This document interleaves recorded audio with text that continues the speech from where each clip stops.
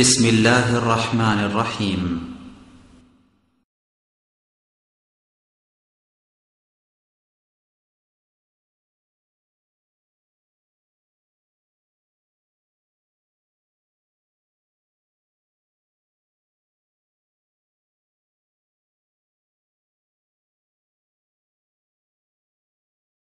السلام عليكم ورحمة الله. إن الحمد لله نحمده ونستعينه من يهده الله فلا مضل له ومن يضلل فلا هادي له وأشهد أن لا إله إلا الله وحده لا شريك له وأشهد أن محمدًا عبده ورسوله. أما بعد فأعوذ بالله من الشيطان الرجيم. الزانية والزاني فاجلدوا كل واحد منهما 100 جلدة. عن أبي هريرة رضي الله تعالى عنه قال قال رسول الله صلى الله عليه وسلم ثلاثة لا يكلمهم الله تعالى يوم القيامة ولا يزكيهم ولا ينظر إليهم ولهم عذاب أليم المسبل شيخ زان وملك كذاب وعيل مستكبر রাহ মুসলিম। সম্মানিত উপস্থিতি, প্রশংসা আল্লাহর জন্য, শান্তি অবতীর্ণ হোক আল্লাহর রাসূলের উপর সাল্লাল্লাহু আলাইহি ওয়াসাল্লাম। আজকের দিনী বৈঠকে বক্তব্যের বিষয় অবৈধ সম্পর্কের ভয়াবহতা। অবৈধ সম্পর্কের ভয়াবহতা সম্পর্কে এক গুরুত্বপূর্ণ তথ্যবহুল বিবরণের আলোচনার চেষ্টা করব ইনশাআল্লাহুল আজিজ। উল্লিখিত বিষয়ের উপরে কথা বলার পূর্বে আজকের জন্য জরুরি কয়েকটি কথা, তা হচ্ছে সামাজিক নেতাদের অবস্থা এবং আলেমদের অবস্থা। আলেম সম্পর্কে রাসূল সাল্লাল্লাহু আলাইহি সাল্লামের বিবরণ এবং সমাজের নেতা সম্পর্কে রাসূল সাল্লাল্লাহু আলাইহি সাল্লামের বিবরণ। উল্লিখিত বিষয় দুইটিকে সামনে রেখে আমরা পরবর্তী বিষয়টি সম্ভবপর পেশ করার চেষ্টা করব ইনশাআল্লাহুল আজিজ। এ কথাই ঠিক যে দিন যত যাবে মানুষের সামাজিক অবস্থা, মানুষের মানবতা তত খারাপ হবে। এমন একদিন চলে আসবে মানুষের আর মানবতা থাকবে না, মানুষ হয়ে যাবে পশুর মতো। সেই দিন হয়তোবা আর দেরি নেই। এখন আমরা সামাজিকভাবে রাস্তাঘাটে যা দেখছি, মানুষের চালচলন যা লক্ষ্য করছি, তাতে মানুষকে আর মানুষ মনে হয় না। মানুষকে মানুষ এই জন্য বলা হয় যে আর একজন তার কাছে সব কিছুর ব্যাপারে নিরাপদ থাকে। এটা অন্য কোনো পশু প্রাণীর কাছে আশা করা যায় না। একটা পশু প্রাণী একজন আর একজনকে মারবে না, একটা পশু আর একটা পশুকে মারবে না, এটা বিশ্বাস করা যায় না। কেন? তারা জানে না যে মারতে হয় না। এটা মানুষ জানে যে একজন আর একজনের ক্ষতি করবে না, করতে হয় না। যখন মানুষের ভিতরে আর মানুষত্ব থাকে না, মানবতা থাকে না, তখন আর মানুষ থাকে না। আবু মুসা আশআরী রাদিয়াল্লাহু তাআলা আনহু বলেন, রাসূল সাল্লাল্লাহু আলাইহি ওয়াসাল্লাম বলেছেন, কাইফা বিকুম অবিজামানিন, তোমাদের কি হবে, যুগের কি হবে, তোমাদের অবস্থা কি হবে, যুগের অবস্থা কি হবে। এই ছেলেরা, এই যে পাশে লোকটা মোটরসাইকেল স্টার্ট দিল, তুমি এটা দেখো না? তোমরা কি দায়িত্ব পালন করছো? আশেপাশে যারা দাঁড়িয়ে আছে তাদেরকে বসার জন্য অনুরোধ করো। জায়গা না থাকে সেটা ভিন্ন কথা, জায়গা থাকাকালীন কোনো মানুষ দাঁড়িয়ে বক্তব্য শুনতে পাবে না। রাসূল সাল্লাল্লাহু আলাইহি সাল্লাম কথা বললে সাহাবীকে বসতে বলতেন।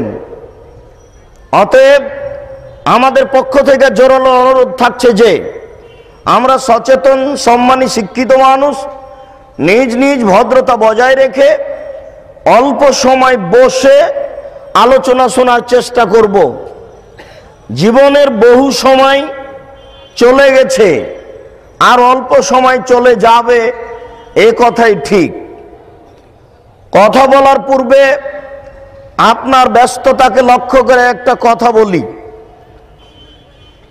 আবু হুরায়রা রাদিয়াল্লাহু তাআলা আনহু বলেন, রাসূল সাল্লাল্লাহু আলাইহি ওয়াসাল্লাম বলেছেন, আল্লাহ তাআলা বলেন, ইয়া আদম লাউ আতাইতানি শায় লাম লাউ ইয়াদাকা গেনান ওয়া আসুদ্দ ফাকরাক। আদম সন্তান, তোমরা যদি আমার জন্য কিছু সময় বের করো, আল্লাহ বলছেন, অথচ আল্লাহর ঠেকা বাঁধেনি। সারা পৃথিবীর মানুষ যদি পাপ করে তা আল্লাহর কিছু আসে যায় না। সারা দুনিয়ার মানুষ যদি নেকি করে তো আল্লাহর কিছু আসে যায় না। আল্লাহ বলছেন যে দেখো আদম সন্তান, আমার জন্য যদি কিছু সময় বের করো তাহলে আমি তোমার দুইটা কাজ করব। এক, তোমার হাতকে আমি টাকা দিয়ে পূর্ণ করে দেব। অশুদ্ধ ফাকরাক, তোমার দারিদ্রতা বন্ধ করে দেব। এই দুইটা আমি কাজ করব তুমি যদি আমার জন্য কিছু সময় বের করো। ওয়াইলাম তাফাল, আল্লাহ তাআলা বলছেন আদম সন্তান শোনো, যদি আমার জন্য কিছু সময় বের না করো তো আমরা ওই ইয়াদাকা শগলান, তোমার হাতকে আমি ব্যস্ততা দিয়ে পূর্ণ করে দেব। অলাম আসুদ্ধ ফাকরাক, তোমার দারিদ্রতা বন্ধ করব না। কোটি থেকে কোটি টাকা হলেও তোমার দারিদ্রতা বন্ধ হবে না। এই যে রাস্তাঘাটে দোকানপাটে আছে, লোকগুলিকে জিজ্ঞাসা করেন যে আব্দুর রাজ্জাক সাহেব আসবেন, চলেন একটু কথা শুনে আসি, তার উত্তর হবে আমি ব্যস্ত। এই কথায় আল্লাহ তাআলাও বলছেন হাদিসে কুদসি, আল্লাহ রাসূল বলছেন যে ইবনে আদম, হে আদম সন্তান, আমার জন্য যদি কিছু সময় বের করো তাহলে আমি তোমার দুইটা কাজ করব। এক, তোমার হাতকে আমি টাকা দিয়ে পূর্ণ করে দেব। আপনি ভাবিয়েন না যে খুব বেশি টাকা হলে আপনি ধনী, এটা নয়। আয়েশা রাদিয়াল্লাহু তাআলা আনহা বলেন, রাসূল সাল্লাল্লাহু আলাইহি সাল্লাম বলেছেন, লাইসাল গিনা বিকাসরাতিল আরাজ, টাকা বেশি হলে মানুষ ধনী হয় না, ওয়ালাকিন্নাল গিনা গিনান নাফস, যার মন বড় সেই ধনী। কোটিপতি মানুষের বাড়িতে ভিক্ষুক ভিক্ষা পায় না, যে রিক্সা চালিয়ে খায় তার বাড়িতে ভিক্ষুক ভিক্ষা পায়। বুখারী মুসলিম আয়েশা রাদিয়াল্লাহু তাআলা আনহা বলেন, আল্লাহ রাসূল বলছেন, লাইসাল গিনা বিকাসরাতিল আরাজ, টাকা বেশি হলে মানুষ ধনী হয় না, ওয়ালাকিন্নাল গিনা গিনান নাফস, মন বড় হলে মানুষ ধনী হয়। কোটি কোটি টাকার মালিক যারা, তাদের বাড়িতে ভিক্ষুক ভিক্ষা পায় না, যে রিক্সা চালিয়ে খায় তার বাড়িতে ভিক্ষুক ভিক্ষা পায়। অতএব এই বড় ধনী।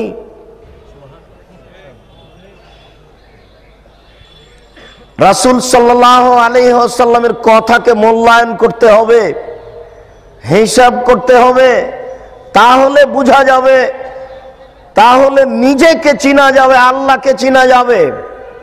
শুনুন, কোন একদিন সকালে আল্লাহর নবী বলছেন 400 কিলোমিটার পথ পায়ে হেঁটে যেতে হবে যুদ্ধে, যদি ব্যবস্থা না হয় কে কি দান করতে পারো?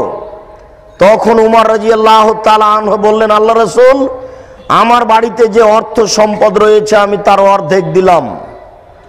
আবু বকর সিদ্দিক রাদিয়াল্লাহু তাআলা আনহু বললেন, আল্লাহ রাসূল, আপনাকে আর আল্লাহকে বাড়িতে রেখে আমার যা আছে সবই দিলাম। তখন উসমান রাদিয়াল্লাহু তাআলা আনহু বললেন, আল্লাহ রাসূল, তাবুকের যুদ্ধে যত মানুষ যাবে সমস্ত মানুষের অর্ধেকের খাওয়া খরচ, যাতায়াত খরচ আমি উসমান দিব।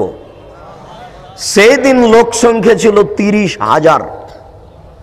15,000 লোককে উসমান রাদিয়াল্লাহু তাআলা 3 মাস খাওয়াবেন এবং 15,000 লোককে 15,000 উট দিবেন।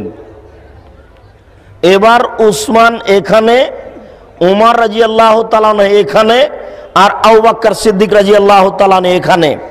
কে সবচেয়ে বড় ধনী দেখেন। আল্লাহ রাসূল বললেন, সকালে শোনো, তাবুকের যুদ্ধে যেতে হবে, সংকট খুব, অর্থ সম্পদ নেই, কে কি দান করতে পারো? তো সাড়া দিলেন প্রথমে উমর রাদিয়াল্লাহু তাআলা আনহু বলেন, আল্লাহ রাসূল, আমার যে অর্থ সম্পদ রয়েছে তার অর্ধেক দিলাম। তখন আবু বকর সিদ্দিক রাদিয়াল্লাহু তাআলা আনহু বলেন, আল্লাহ রাসূল, আপনাকে আর আল্লাহকে বাড়িতে রেখে আমার যা ছিল সবই দিলাম। আর উসমান রাদিয়াল্লাহু তাআলা আনহু বললেন, আল্লাহ রাসূল, যত সৈন্য সামন্ত যাবে তার অর্ধেকের যাতায়াত খরচ, খাওয়া খরচ আমি বহন করব। এবার বলেন কে সবচেয়ে বড় ধনী? আবু বকর সিদ্দিক রাদিয়াল্লাহু তাআলা আনহু বড় ধনী। আবু বকর সিদ্দিক রাদিয়াল্লাহু তাআলা আনহু যে বাক্য বলেছেন, এই বাক্যকে ডিঙ্গিয়ে যাওয়ার মতো কিয়ামত পর্যন্ত মানুষের হাতে কোনো পথ হবে না।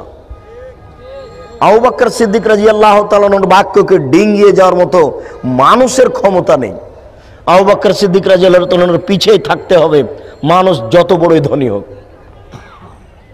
কেন? উনি যা বলেছেন তার ছাড়া আর কোনো বাক্য দুনিয়াতে মানুষ বের করতে পারবে না। উনি বলেছেন যে আপনাকে আর আল্লাহকে বাড়িতে রেখে আমার যা আছে সবই দিলাম। ধনী হলেও মানুষ ধনী নয়, মূলত মন বড় হলেই মানুষ ধনী হয়। শুনুন, আল্লাহ তাআলা বলেন, যদি আমার জন্য কিছু সময় বের না করো তাহলে আমি আমলা ও ইয়াদাকা শগলান, তোমার হাতকে আমি ব্যস্ততা দিয়ে পূর্ণ করে দিব। নেও তুমি কত ব্যস্ত হতে চাও, একেবারে ফজরের পর থেকে না রাত 12টা পর্যন্ত, এরপরেও ঘুম হয় না, কোথায় হিসাব নিকাশ উলট পালট হলো নাকি। কেউ যদি তাকে বলে যে আব্দুর রাজ্জাক সাহেব আসেন, চলেন যাই, তাহলে তার উত্তর হবে আমি ব্যস্ত। এই কথাই আল্লাহর নবী বলছে। আমি তার ব্যস্ততা দিয়ে হাতকে পূর্ণ করে দিব, অলাম আসুদ্দ ফাঁক রাখতার, আমি দারিদ্রতা বন্ধ করব না। টাকা যতই হোক সে নিজেকে গরিব মনে করবে, সে মনে করবে আরো লাগবে, আরো প্রয়োজন। এই বাক্যকে আল্লাহ রাসূল এইভাবে বুঝিয়েছেন, লাউ কানা লিবনে আদম ওয়াদিয়ান লাবতাগা সালিসান। আদম সন্তানের যদি এই বাংলাদেশের মতো 2টা বাংলাদেশ হয়ে যায়, ঢাকা শহরের মতো যদি 2টা শহর আদম সন্তানের কারো হয়ে যায়, তাহলে লাবতাগা সালেসান, তার মনটা চাইবে যে আরেকটা হতো। বুখারী মুসলিম। এরপরে আল্লাহ রাসূল বলছেন যে লা ইয়ামলাউ জাওফা ইবনে আদম ইল্লা তুরাব, আদম সন্তানের অর্থ দিয়ে মন পেট পূর্ণ হবে না একমাত্র কবর ছাড়া। কবরে গেলেই পেট ভর্তি, আর লাগবে না। আলহাকুমুত তাকাসুর, তোমাকে পৃথিবীর অর্থ সম্পদ আত্মভোলা করে রেখেছে। কতদিন?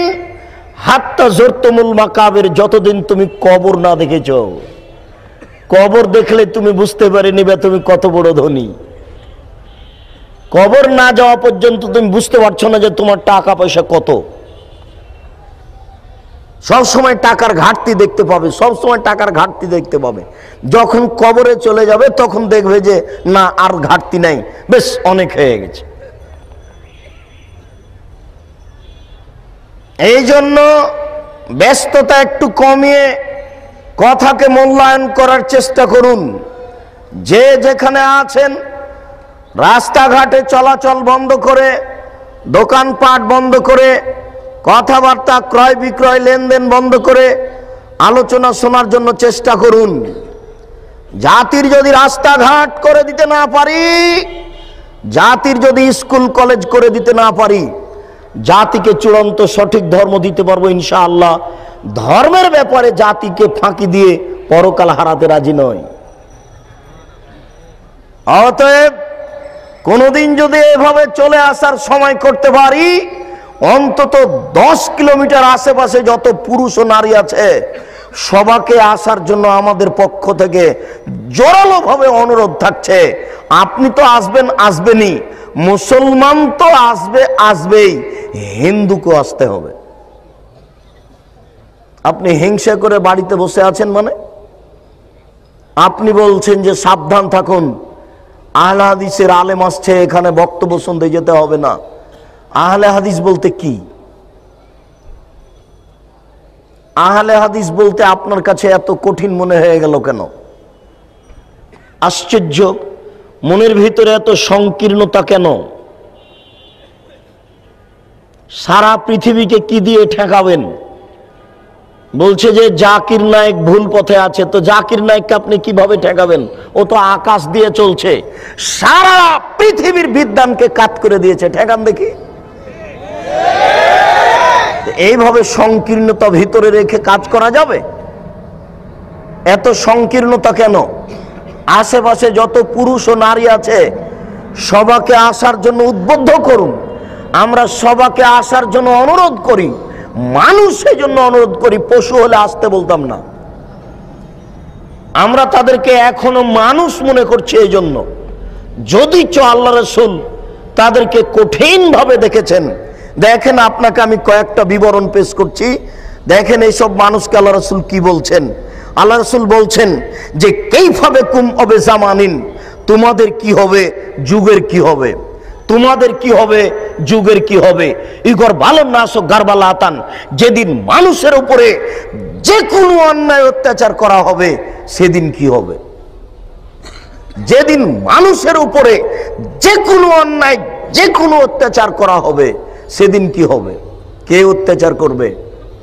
শাসক, চেয়ারম্যান, মেম্বার, এমপি, মন্ত্রী, প্রিন্সিপাল, ভাইস চ্যান্সেলর, যারা দায়িত্ব পালন করছেন, হেড মাওলানা, আর যারা গ্রাম দায়িত্বশীল, তারা মানুষের প্রতি একেবারে অন্যায়ভাবে নির্যাতন করবে।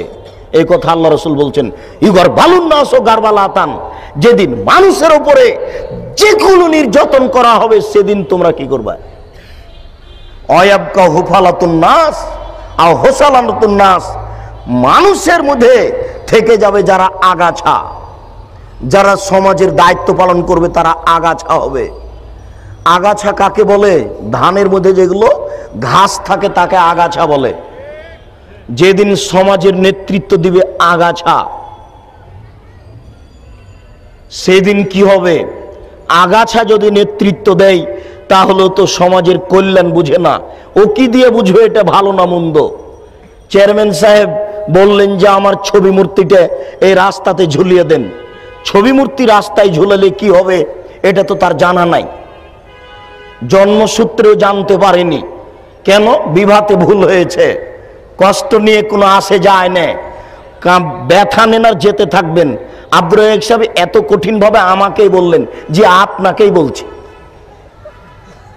বিবাহতে ভুল হয়েছে। আল্লাহ রাসূল যেই সময়তে বিবাহ করতে বলেছেন সে সময় বিবাহ করা হয়নি। আপনার মেয়ে রাস্তায় হাঁটছে, ওটা হিন্দুর মেয়ে নয়। এখন হাঁটছে, ওটা আপনার মেয়ে, ওটা হিন্দুর মেয়ে নয়।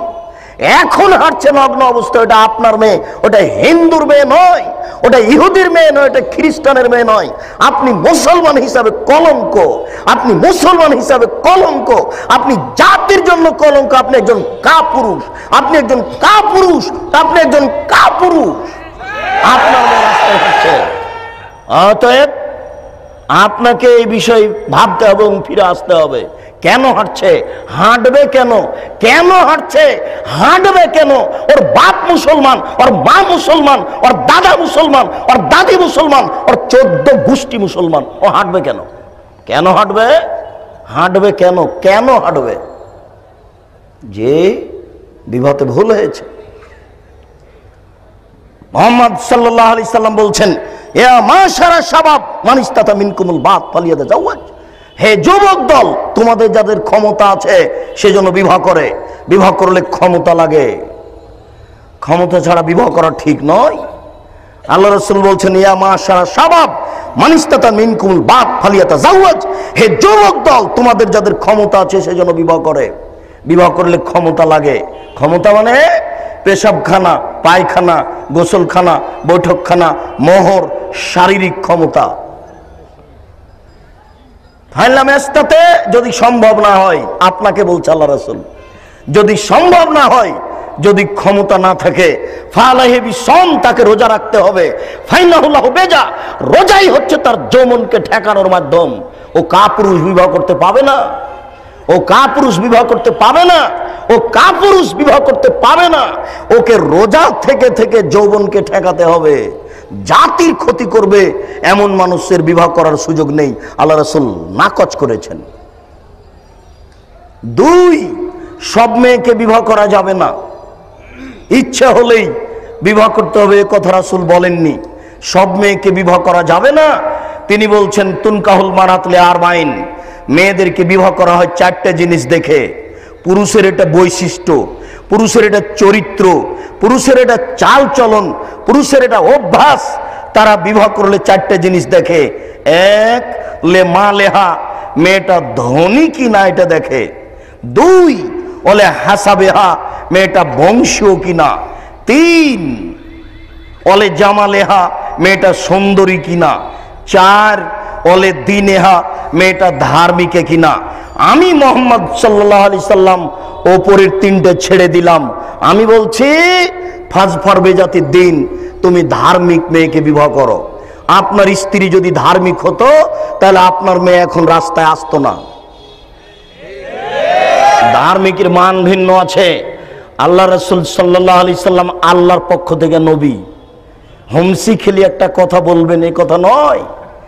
তিনি পরিবেশ জেনে শুনেই কথা বলেছেন এবং সরাসরি আল্লাহ বলতে বলছেন, তাই তিনি বলেছেন। 3, ক্ষমতা আছে, ভালো কথা। ধার্মিক মেয়েকে বিবাহ করেছেন, ভালো কথা। বাসর ঘরে আর একটা কাজ আছে। ভাবি বাসর ঘর সাজাবে না। ভাবি যদি বাসর ঘর সাজাই তাহলে তো বাসর ঘরের শুরুতেই জেনা। চাচা তো বোন যদি সাজাই, খালা তো বোন যদি বাসর ঘর সাজাই, তাহলে তো বিবাহের সূচনাতে জেনা শুরু হলো। কত ভাবি আর কত খালাতো বোন আর কত মামাতো বোন, মনে হচ্ছে যে জেনার কারখানা। নাউজুবিল্লাহ। আলানানে তাজনিনে জেনা আহমদ নাজর, 2 চোখের জেনা হচ্ছে চোখ দিয়ে দেখা। আলোচনানে জেনা হল ইস্তেমাও, 2 কানের জেনা হচ্ছে কান দিয়ে শোনা। অনেক জেনা হাল বাদশ, হাতের জেনা হচ্ছে হাত দিয়ে ধরা। জেনার রিলিজাল মাসি, পায়ের জেনা হচ্ছে পা দিয়ে চলা।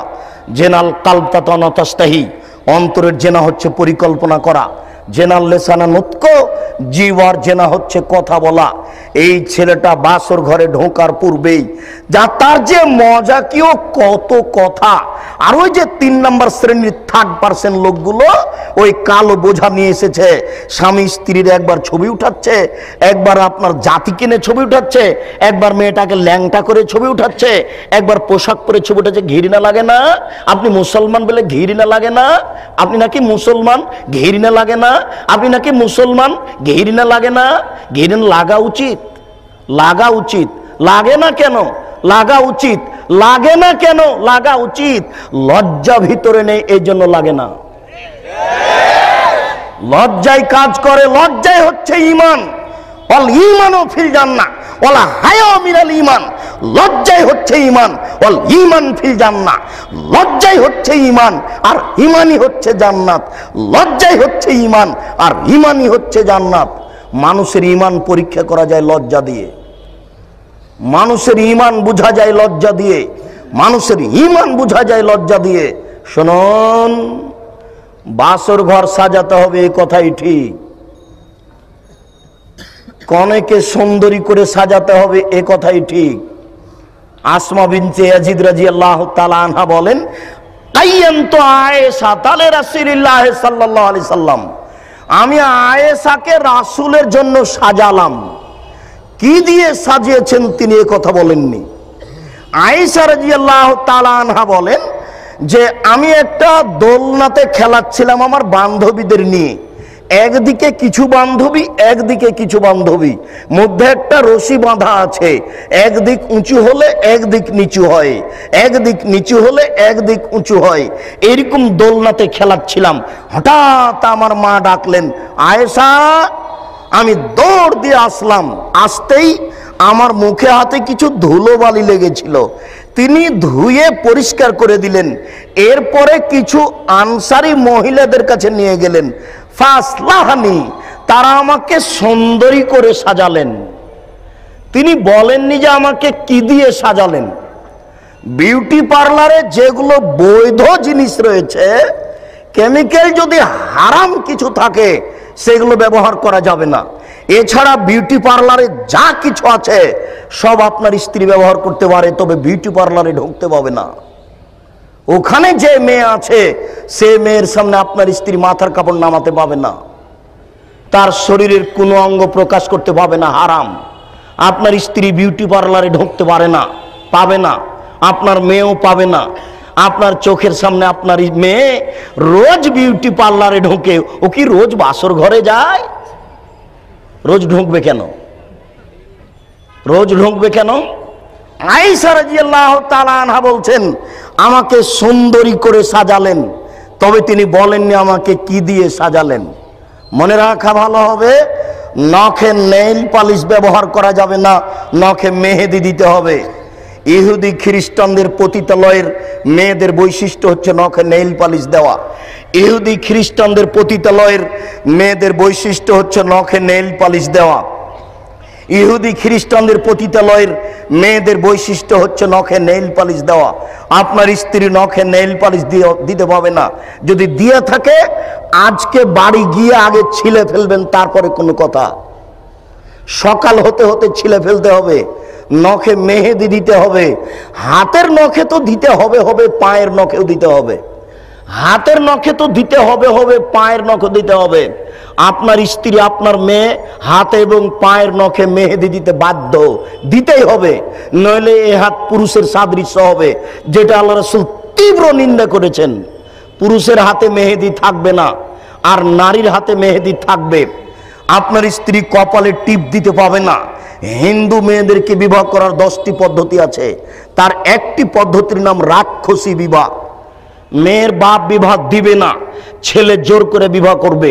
ও যদি জোর করে কপালে টিপ দিতে পারে তাহলে বিবাহ হয়ে যাবে। কপালে টিপ দেওয়া প্রথা হিন্দুদের পক্ষ থেকে এসেছে, এই জন্য আপনার স্ত্রী কপালে টিপ দিতে পাবে না। এছাড়া হারাম বস্তু ছাড়া বিউটি পার্লারে যা কিছু আছে সব কিছু ব্যবহার করতে পারে। প্রমাণ রাসূল সাল্লাল্লাহু আলাইহি সাল্লাম বলছেন যে লাউনুল মারাতে মা জাহারা লাউনুহু, নারীদের ব্যবহারের জিনিস হচ্ছে যা দেখতে পাওয়া যায়, গন্ধ পাওয়া যায় না।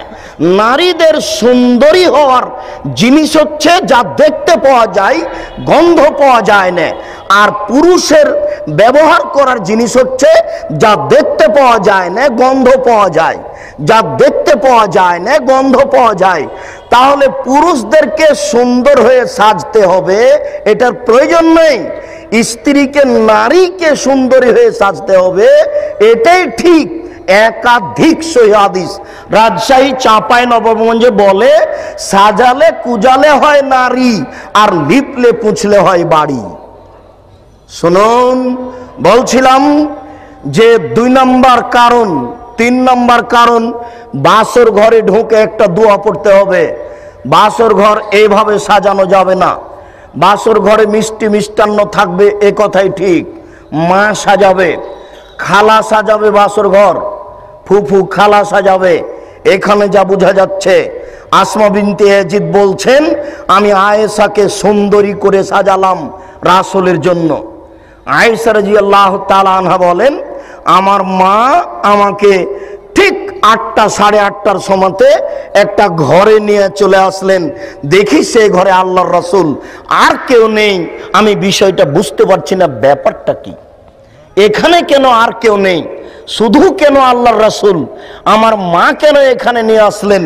ভাবতে ভাবতে দেখছি আসমা বিনতে ইয়াজিদ একটা শরবতের গিলাস নিয়ে ঢুকেছে। ঢুকেই বলছেন, আয়েশা এই গিলাসটা নাও, রাসূলের হাতে দাও। আমি তো লজ্জা পেয়ে গেছি, আমি তো রাসূলের হাতে কোনোদিন কিছু দিইনি, বিবাহ কিন্তু 3 বছর হয়ে গেছে। তা আমাকে ধমকে বলছেন, এই গিলাস নাও, রাসূলের হাতে দাও। তো আমি গিলাসটা নিয়ে রাসূলের হাতে দিলাম। আল্লাহ রাসূল শরবত পান করলেন। এরপরে আমাকে দিয়ে বললেন, আয়েশা তুমিও পান করো। আমি পান করলাম। তারপর আল্লাহ রাসূল বললেন, আয়েশা গিলাসটা আসমার হাতে দাও, ও পান করবে। চট করে আসমা বলছে যে আল্লাহ রাসূল গিলাসটা আপনি নেন, আপনার হাত থেকে নিতে চাচ্ছি, আপনার হাত থেকে নিতে চাচ্ছি। আচ্ছা আচ্ছা ঠিক আছে, আয়েশা আমাকে গিলাসটা দাও। তাহলে বাসর ঘর যারা সাজিয়েছে তারাও শরবত খাবে, মিঠাই খাবে, এটা ব্যবস্থা করতে হবে। এটা সুন্নাত, ভাবি দিয়ে নয়।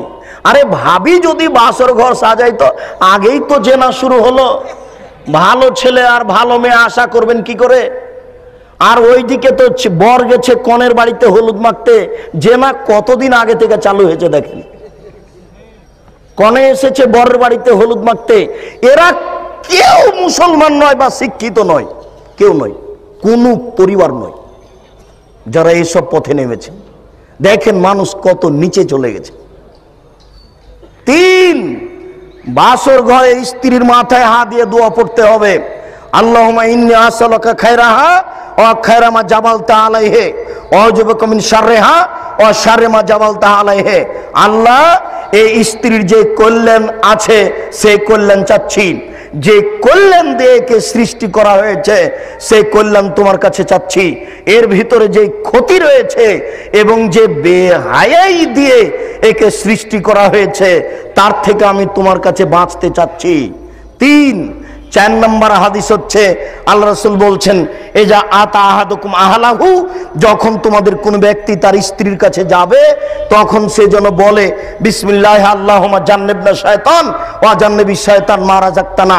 হে আল্লাহ, আমরা তোমার নামে সাংসারিক জীবনে যাচ্ছি, তুমি আমাকে আর আমার স্ত্রীকে শয়তান থেকে রক্ষা করো, আর আমাদের মাঝে যদি কোনো সন্তান দান করো তাহলে তুমি সেই সন্তানকেও শয়তান থেকে রক্ষা করো। যদি আপনি এই 4টে হাদিস পালন না করেন তাহলে ভালো বাচ্চার আশা করা যায় না, এই রাস্তার নগ্নতা বন্ধ করা যায় না। রাস্তাতে রাত্রি 12টা 10টা 1টা পর্যন্ত ছেলে মেয়ে হাঁটছে মানে 4টে জিনিস ভুল হয়েছে। রাস্তাতে এইভাবে ছেলে মেয়ে হাঁটছে মানে 4টে জিনিস ভুল হয়েছে। 1, অসময়ে বিবাহ করা হয়েছে। 2, যে মেয়েকে বিবাহ করতে বলা হয়েছে তাকে করা হয়নি। 3, বাসর ঘরে যে দোয়া পড়তে বলা হয়েছে তা পড়া হয়নি, বাসর ঘর সাজানো হয়নি। 4, পরিবারের কাছে গিয়ে যে দোয়া পড়তে হবে সেই দোয়া পড়া হয়নি। অতএব এই সংসারে যেই ছেলে মেয়ে এসেছে সেই ছেলে মেয়ের ব্যাপারে ভালো তেমন আশা করা যায় না। বলছিলাম সম্মানিত দিনী ভাই, যেই দিন মানুষের এই চরিত্র হয়ে যাবে, আগাছাড়া দায়িত্ব পালন করবে, সেদিন তোমরা কি করবে? এরপরে শুনুন, আনাস রাদিয়াল্লাহু তাআলা আনহু বলেন, রাসূল সাল্লাল্লাহু আলাইহি সাল্লাম বলেছেন, একসরুল হারাজ, সমাজে মারামারি বেড়ে যাবে, যেখানে সেখানে মারামারি। খ্রিস্টান আব্রাহাম লিঙ্কনের কাল্পনিক পদ্ধতি, এই ভোট পদ্ধতি মারামারি বাড়িয়ে দেওয়ার সবচেয়ে বড় মাধ্যম। স্কুল কলেজ রাস্তাঘাট যেখানে সেখানে মানুষ মায়ের মুখী, মারামারি বেড়ে যাবে। এই কথা বলতে বলতে আল্লাহ রাসূল বলছেন, হাত্তা একতলা জারাহু, প্রতিবেশীকে হত্যা করবে, ওয়াইবনা জারিহি, প্রতিবেশীর ছেলেকে হত্যা করবে, ওয়াইবনা আম্মিহি, চাচার ছেলেকে হত্যা করবে, ওয়াজা কারাওয়াতেহি, আত্মীয় স্বজনকে হত্যা করবে। এইভাবে বলতে বলতে অফিরে হয়াতিন আবাহু, বাপকে হত্যা করবে। যখন আল্লাহ রাসূল এই কথা বললেন তখন সাহাবীগণ বলছেন, আল্লাহ রাসূল লাইসা ফিজ জালিকা জামানে ওকুলুন, বলেন কি আপনি? সেই কালে কি আমাদের বিবেক থাকবে না? বাপকে হত্যা করব মানে বলেন কি? সেই সময়ে কি আমাদের বিবেক থাকবে না? তখন আল্লাহ রাসূল বলছেন, লা, না, বিবেক থাকবে না। তুনজাও আকসারো ওকুলে জালিকা জামান, সেই যুগে প্রায় মানুষের বিবেককে তুলে নেওয়া হবে, সেই যুগে প্রায় মানুষের বিবেককে তুলে নেওয়া হবে। আপনার কথাটাই বলি, আপনি একজন জমিদারের ছেলে, মাস্টার ডিগ্রি পাস করে এসেছেন, 80 লক্ষ টাকা গাড়ির দামের গাড়িতে চড়ে আছেন, একটা রিক্সাওয়ালার রিক্সাটা আপনার গাড়ির ওই এর সাথে গায়ের সাথে লেগে গেছে। এরপরে আপনি রিক্সাওয়ালাকে কি বলেছেন তা কি আপনার মনে আছে? আপনি নাকি শিক্ষিত। আশ্চর্য, আপনি বুঝতে পারছেন না বিষয়টি? প্রত্যেকটা মানুষ আপনি দেখেন রাস্তাতে, যখন যার গাড়িতে একটু লেগে যাচ্ছে তখন একবারে একজন আর একজনের উপরে এমন ভাবে ক্ষেপে উঠছে যে একবারে মানুষই নয়, মানুষই নয় তার চাল চলন। আরে রিক্সাওয়ালা তো আছেই, ভ্যান চালক তো আছে। আপনার কথা বলছি, আপনি মাস্টার ডিগ্রি পাস মানুষ, ভ্যান চালকের ভ্যানটা আপনার গাড়িতে লেগে গেছে, একটু ছাল উঠে গেছে, আপনি তারপরে আপনার কথা। আর আপনাকে তো আমি সেদিন বলেছি ভদ্রতা কাকে বলে দেখাতে গিয়ে, সেদিন বলেছি, আপনার মনে আছে কিনা, সোমামা বিন ওসাল হচ্ছেন এক দেশের বাদশা। আল্লাহর নবী তার হাতে রশি দিয়ে মসজিদের খুঁটিতে বেঁধে বলছেন, সোমামা তুমি কি ইসলাম গ্রহণ করবে? তখন সোমামা বলছে, তাকতল তাকতল জাদামিন ওয়াইন তুনিয়াম তুনিম আলা শাকিরিন ওয়াইন তুরিদুল মাল ফাতুতা। এই ইসলাম গ্রহণ করব মানে আপনি বলেন কি? আপনি যদি আমাকে হত্যা করেন তাহলে আপনাকে হত্যা করা হবে, আপনি যদি আমাকে ছেড়ে দেন আপনার শুকরিয়া আদায় করা হবে, ছাড়তে গিয়ে যদি পয়সা চান প্রদান করা হবে। আল্লাহ রাসূল কিছু বললেন না। পরের দিন বলছেন, সোমামা তুমি কি ইসলাম গ্রহণ করবে? তখন সোমামা বলছে, তাকতল তাকতল জাদামিন ওয়াইন তুনিয়াম তুনিওয়ালা শাকিরিন ওয়াইন তুরিদুল মাল ফাতুতা। আমি ইসলাম গ্রহণ করব মানে আপনি যদি আমাকে হত্যা করেন আপনাকে হত্যা করা হবে, আপনি যদি আমাকে ছেড়ে দেন আপনার শুকরিয়া আদায় করা হবে, ছাড়তে গিয়ে যদি পয়সা চান প্রদান করা হবে। আল্লাহ রাসূল কিছু বললেন না। পরের দিন আল্লাহ রাসূল বলছেন, সোমামা তুমি কি ইসলাম গ্রহণ করবে? তখন সোমামা বলছে, তাকতল তাকতল জাদামিন ওয়াইন তুনিম তুনিওয়ালা শাকিরিন ওয়াইন তুরিদুল মাল ফাতুতা। আমি ইসলাম গ্রহণ করব মানে বলেন কি আপনি? আপনি যদি আমাকে হত্যা করেন আপনাকে হত্যা করা হবে, আপনি যদি আমাকে ছেড়ে দেন আপনার শুকরিয়া আদায় করা হবে, ছাড়তে গিয়ে যদি টাকা চান প্রদান করা হবে। দেখেন তার দাম্ভিকতা দেখেন। আল্লাহ রাসূল বলছেন, সঙ্গী সাথী তোমরা একে ছেড়ে দাও, ও চলে যাক। এবার তাকে ছেড়ে দেওয়া হলো। লোকটা যাচ্ছে আর বলছে, ভদ্র মানুষ দেখেছি, তবে এত বড় ভদ্র দেখিনি দুনিয়াতে। আচ্ছা 3 দিন যাবত তারই রশি দিয়ে বাঁধা আছি আর তাকেই বলছি যে আপনাকে জবাই করব। আরে 3 দিন যাবত একটানা বললাম, এরপরেও কিছুই বলল না, বলছে যে ছেড়ে দাও তোমরা চলে যাক। ভদ্র মানুষ দেখেছি, তো ভাই এত বড় ভদ্র দেখিনি। মাস্টার ডিগ্রি পাস করে ছেলেটাকে কথাটা বললেন মানে ভ্যান না হয় বুঝতে পারেনি, লেগে গেছে। কোনো শত্রুতা আছে কি আপনার সাথে? আল্লাহ রাসূল এই কথাই বলছেন। এরাই হচ্ছে আগাছা, শিক্ষিত তারা নয়, এরাই হচ্ছে আগাছা। যারা দায়িত্ব পালন করছে তারাও তাই, যারা সমাজের দায়িত্ব পালন করছে তারাও এরূপই। আল্লাহ রাসূল বলছেন, ওই সময়তে ইয়াখলুফু হাবাউন নাস, যারা সমাজের দায়িত্ব পালন করবে তারা হবে বোকা, তারা হবে নিম্ন শ্রেণীর, তারা হবে ইতর শ্রেণীর। শুনুন, আবু মুসা আশআরী রাদিয়াল্লাহু তাআলা আনহু বলেন, রাসূল সাল্লাল্লাহু আলাইহি সাল্লাম বললেন, ইয়াতি আলাইকুম সানাওয়াতুন খাদাতুন, অচিরেই তোমাদের উপরে এমন একটা সময় চলে আসছে, পুরো সময়টা প্রতারণায় পরিপূর্ণ, পুরো সময়টা প্রতারণায় পরিপূর্ণ। মনে হবে সবাই প্রতারক, বড় ব্যবসায়ী কোটিপতি মনে হচ্ছে যেন প্রতারক, মাস্টার ডিগ্রি পাস একজন এমপি মানুষ মনে হচ্ছে যে প্রতারক, ভাইস চ্যান্সেলর মনে হচ্ছে প্রতারক, এমপি মন্ত্রী মনে হচ্ছে প্রতারক। আল্লাহ রাসূল বলছেন যে পুরো সময়টা প্রতারণায় পরিপূর্ণ। ইসাদ্দাকুল কাযেব, সত্যবাদীকে মিথ্যাবাদী বলা হবে। ইকাযাবু সাদেকো, আর মিথ্যাবাদীকে সত্যবাদী বলা হবে। ইখাইয়ানুল মুতামেনো ওয়া ইউতামেনুল মুখাইয়ানো, আত্মসাৎকারীকে আমানতদার বলা হবে আর আমানতদারকে আত্মসাৎকারী বলা হবে। এটা হবে মানুষের চরিত্র।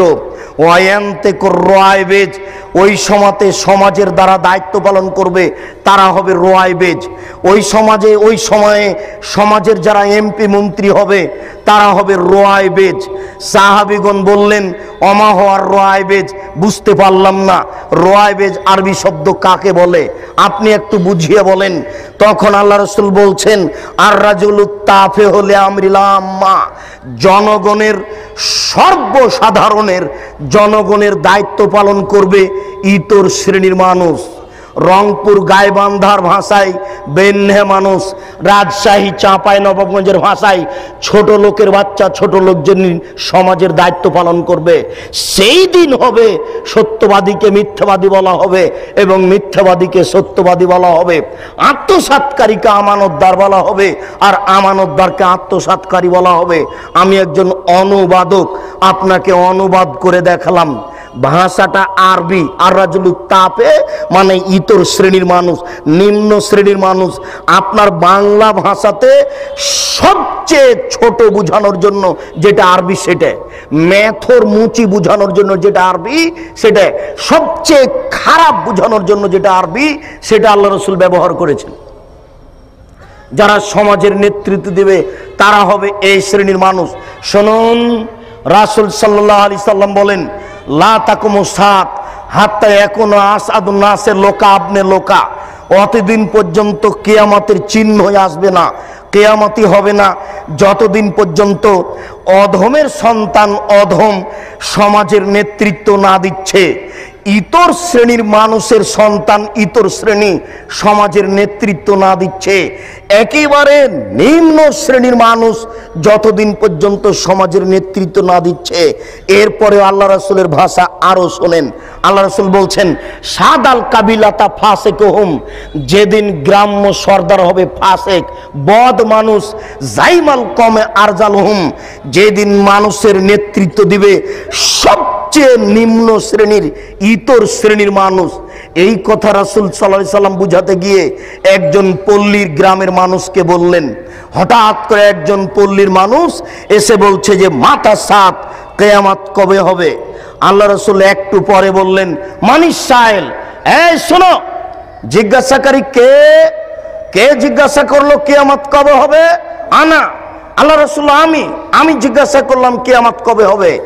তখন আল্লাহ রাসূল বললেন এজা জুয়াতিল আমানাত ফান্তাজেরি সাত, যেদিন মানুষের টাকা পয়সা আত্মসাৎ করা হবে, ধ্বংস করা হবে, সেই দিন কিয়ামত হবে। যেদিন সমাজের টাকা, জনগণের টাকা, বাংলাদেশ ব্যাংকের টাকা যেদিন ধ্বংস করা হবে সেই দিন কিয়ামত হবে। তখন সাহাবী ওই পল্লীর মানুষ বুঝতে পারলেন না, উনি বলছেন কাইফা ইজাতুহা, কিভাবে 10-এর পয়সা ধ্বংস করা হয়? তখন আল্লাহ রাসূল বললেন এজা উসসিদাল আমরি লা গায়রি আহলিহি ফান্তাজেরি সাত, যেদিন অযোগ্য মানুষের হাতে, অথর্ব মানুষের হাতে, ইতর শ্রেণীর মানুষের হাতে, নিম্ন শ্রেণীর মানুষের হাতে দায়িত্ব তুলে দেওয়া হবে, সেদিন তোমরা ভাবিও যে এখন 10-এর পয়সা ধ্বংস করা হবে। আপনাদেরকে সামাজিকভাবে নেতৃত্ব পর্যায়ের একটা অবস্থা আপনার সামনে আমি পেশ করে দেখালাম। এবারে একটু আপনাকে আমি শোনাই আলেম শ্রেণীর অবস্থা। উভয়ই, এরা যেমন ধর্ম বিক্রি করছে ওরা তেমন সমাজকে ধ্বংস করছে, এরা যেমন ধর্ম বিক্রি করছে ওরা তেমন সমাজের টাকা পয়সা একবারে লুটপাট করে খাচ্ছে আর সমাজের জনগণের উপরে একবারে চালাচ্ছে নির্যাতন। এখানে যদি আপনি 5 শতক জমি কিনেন তাহলে প্রতি হাজারে এত টাকা ট্যাক্স দিতে হবে, কারেন্ট বিল দিতে হয়, পানি বিল দিতে হয়, আপনার ওই গ্যাস বিল দিতে হয়, আপনার ওই বাড়ির ট্যাক্স দিতে হয়, জমির খাজনা দিতে হয়, জমি কিনলে টাকা দিতে হয়, আর 2000 টাকা কারেন্ট বিল, 200 টাকা কারেন্ট বিল, 2000 টাকা হলো। প্রত্যেকটা প্রত্যেকটা জায়গাতে আপনি দেখতে পাবেন নির্যাতন আর নির্যাতন, নির্যাতন আর নির্যাতন। এটা হচ্ছে সামাজিক নেতাদের নির্যাতন, আর তাদের সামাজিক কাজ সব জাহেলিয়াতে পরিপূর্ণ। তাদের সামাজিক কাজ জাহেলিয়াতে পরিপূর্ণ। অনেক দিন আগে থেকেই জাহেলিয়াত শুরু হয়েছে ভারত, বাংলাদেশ, পাকিস্তানের মাটিতে। নইলে 20,000 লোক 22 বছর ধরে একটা কবর বানালো। 20,000 লোক 22 বছর ধরে একটা কবর বানালো। ও বাদশাহ শাহজাহান, আপনার বাপের টাকা 8 কোটি টাকা দিয়ে আপনি আগ্রার তাজমহল বানালেন। সেই কালে 8 কোটি টাকা দিয়ে সারা বাংলাদেশ, ভারত, পাকিস্তানের প্রত্যেকটা জেলাতে একটা ইসলামী বিশ্ববিদ্যালয় করা যেত। টাকা কার? কে জবাব দিবে? লালন শাহর নামে সেতু হলো কেন? কুষ্টিয়ার পাকশি সেতু হবে, আমার টাকাও সেখানে আছে। লালন শাহ আবার কে? হিন্দু কি মুসলমান আমি নিজেই জানি না। কার নামে আমার সেতু হবে? মানে কারো বাপের টাকা নাকি? এটা আমার টাকা। নিজের বাপের টাকা দান করে লালন শাহ সেতু করতে হবে। সাবধান থাকুন ও বাদশাহ শাহজাহান, টাকার জবাব দিতে হবে। স্ত্রী মারা গেছে, কবর দিয়ে রেখে আসেন বেটা। 8 কোটি টাকা দিয়ে স্ত্রীর কবর বানান মানে 20,000 লোক 22 বছর কাজ করে। কি দেখাতে চাচ্ছেন আপনি? ভাবছেন কি? কয়দিন সময়? সেই দিন আর বেশি দেরি নেই। যেই দিন অক্ষরে অক্ষরে বুঝাতে হবে টাকা কার, এসব টাকা কার। আশ্চর্য! কেন হবে ব্যক্তির নামে বিমানবন্দর? কেন হবে ব্যক্তির নামে সেতু? কেন হবে এসব অন্যায় যেখানে সেখানে? এত ছবি মূর্তি রাস্তাঘাটে কেন হবে? আমি মূর্তি গড়তে এসেছি, আমি মূর্তি ভাঙতে আসি। আমি মূর্তি গড়তে আসিনি, আমি মূর্তি ভাঙতে এসেছি। আমি মুসলিম চির রণবীর, আমি মরণকে করি না ভয়। মরলে শহীদ, বাঁচলে গাজী, আমার উভয়ই সমান। আমার জেল যতটুকু, সেল ততটুকু। বাইরে যতটুকু, ভিতরে ততটুকু। জেলে যতটুকু, সেলে ততটুকু। বাহিরে যতটুকু, ভিতরে ততটুকু। আমি মুসলিম চির রণবীর, মরণকে করি না ভয়। আমি মাথায় করে মূর্তি রাস্তায় নিয়ে যেতে পারি না। তুমি কাপুরুষ, তুমি কাপুরুষের বাচ্চা। তোমার শরীরে পুজ আছে, তোমার শরীরে পুজ আছে, তোমার শরীরে রক্ত নেই।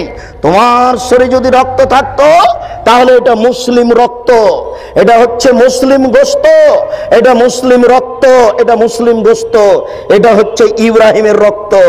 ইব্রাহিম আলাইহিস সালাম লাথি মেরে ছবি মূর্তি ভেঙে চৌচির করেছেন।